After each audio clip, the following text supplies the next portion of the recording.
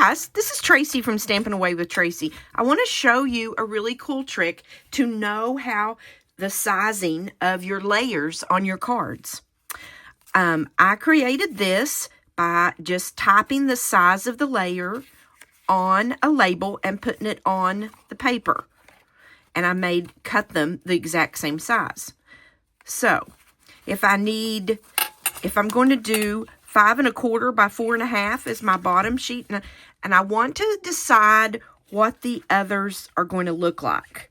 So I just open up my rings, pull it out,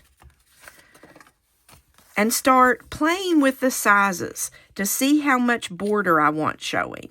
And if this is the one I want, and this is exactly how I want that card to look like, I'll know to use the 5 1/4 by 4 inches.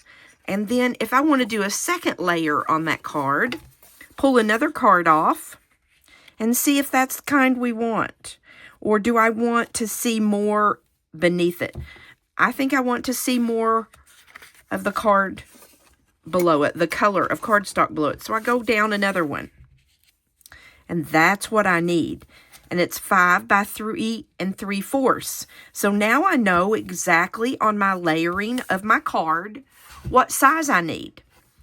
I will type these sizes down below this video that you can snapshot it and keep it on your phone, or you could print it off and do what I did, make your labels and put it on each card. I think this is great for beginners, and it's also great for people who have been doing card making for a while. It's just a really quick reference. I hope this is helpful. I appreciate all of you watching this. Thanks, guys.